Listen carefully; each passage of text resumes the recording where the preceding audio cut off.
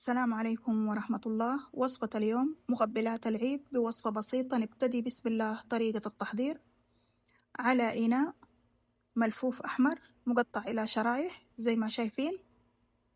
أضيف على الملفوف نص كيلو من البنجر المبشور، البنجر غير مطبوخ. صراحة سلطة صحية ولذيذة وبسيطة وسهلة وسريعة جدا، من ألذ المقبلات في العيد.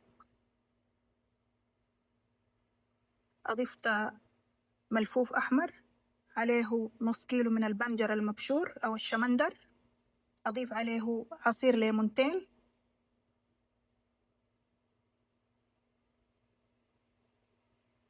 لو حابين ممكن كمان تزودوا الكمية حتى تحتفظوا بها في التلاجة أيام العيد. أضيف ملعقة من الملح، ملعقة صغيرة من الملح. أضيف 4 ملاعق كبيرة من دبس الرمان.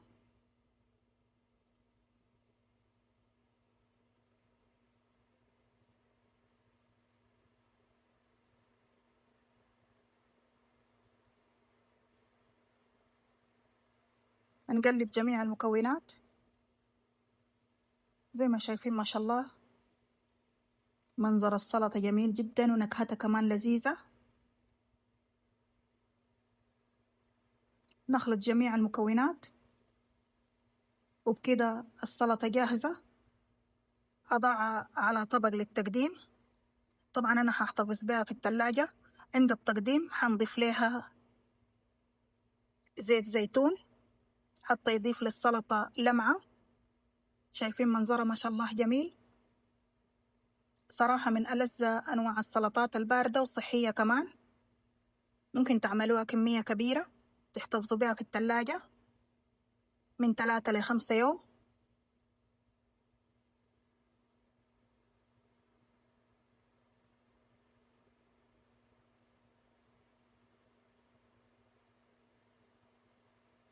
وضعتها في طبق للتقديم. ما شاء الله كميتها كبيرة زي ما شايفين. سلطة بسيطة ولذيذة وصحية، في أقل من 4 دقائق تكون جاهزة.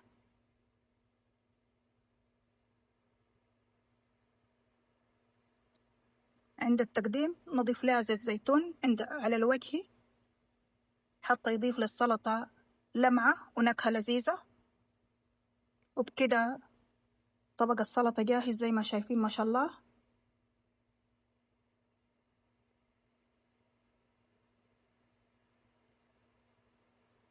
الوصفة الثانية طريقة عمل المش السوداني، يعتبر من ألذ المقبلات في العيد. كيلو إلا ربع من الزبادي. طبعا أنا هنا ما صفيت الزبادي حتى يكون قوام المش قوام طري وسهل في التغميس، أفضل من يكون القوام تقيل. كيلو إلا ربع من الزبادي، طبعا بارد من التلاجة.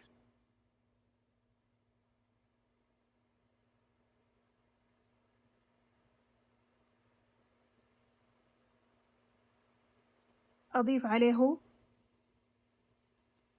المطيبات، عبارة عن شطة خضراء، توم، ملعقة صغيرة من الحلبة المحمصة، نص ملعقة من حبة البركة،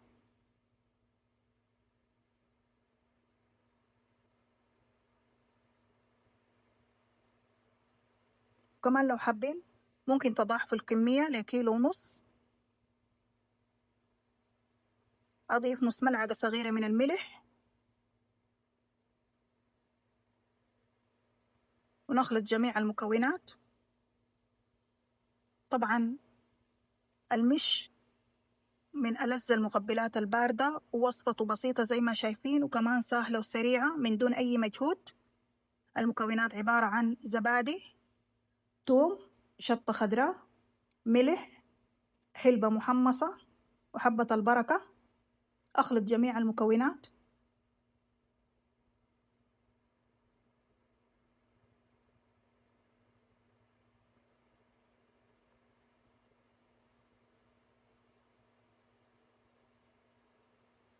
وبكده المش جاهز.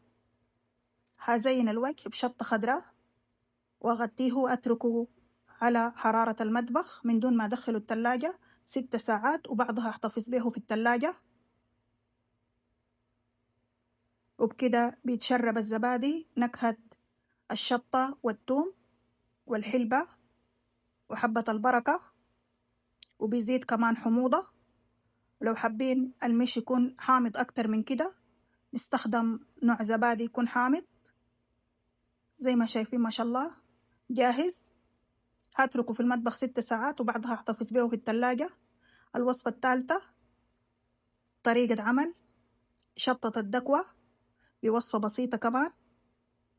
على الكبة 3 حبات من الطماطم، ثوم، وشطة خضراء. الطماطم هنا اختياري، ممكن ما تستعملوه.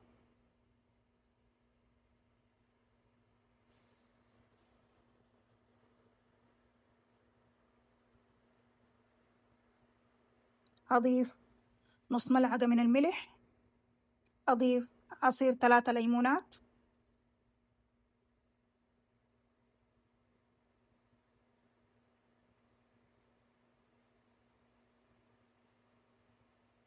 طبعا شطة الدكوة من ألذ الوصفات خصوصا مع لحمة الصاج أو شية الجمر. أضيف 2 ملعقة كبيرة من الدكوة، وأنا هنا في الوصفة استخدمت زبدة الفول الجاهزة، ممكن تستخدموا الدكوة العادية. أضيف 4 ملاعق من الزبادي،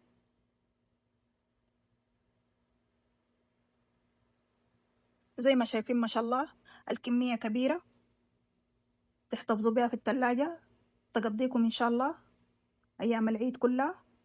طبعا نوع الشطة اللي أنا استخدمتها هنا شطة حارة جدا، لو حابين حرارة الشطة تزيد أكتر من كده ضيفوا ليها شطة بودرة. أضيف 2 ملعقة من الخل الأبيض، هغطيها وأخلطها.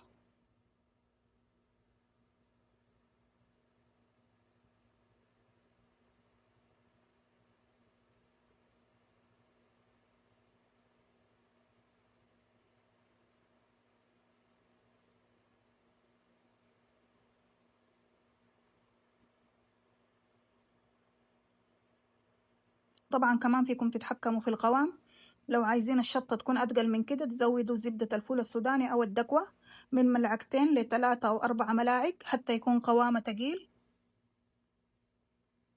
أنا خففت القوام حتى يكون سهل في التغميس. بعد ما خلطتها زي ما شايفين ما شاء الله القوام، وده قوام مناسب جدا حتى تكون سهلة في تغميس اللحمة. وزي ما شايفين وصفة بسيطة وسهلة وسريعة.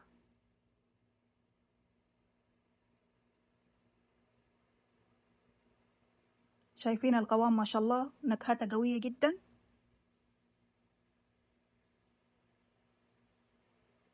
لو حابين كمان ممكن تضيفوا على الوجه قليل من الشطة البودرة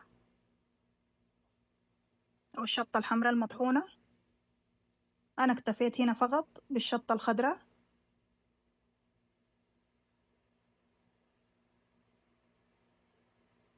شايفين ما شاء الله قوامه مناسب جدا للتغميس اللحمة.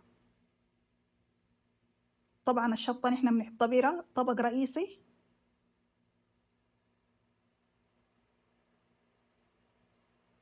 وبكده جاهزة. طبعا هحتفظ بها كمان في التلاجة، الاحتفاظ فيها في التلاجة من 3 ل5 يوم.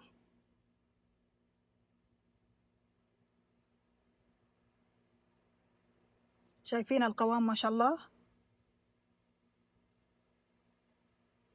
وبكده حضرت معاكم 3 أنواع من مقبلات العيد الباردة بوصفات بسيطة ووصفات اقتصادية متوفرة في كل بيت وسهلة كمان وسريعة. بتمنى تجربوا الوصفة بنفس الطريقة وتكتبوا لي رأيكم في التعليقات. وإذا عجبتكم لا تنسوا تشتركوا في القناة وتضغطوا على الجرس ليصلكم كل جديد. في أمان الله.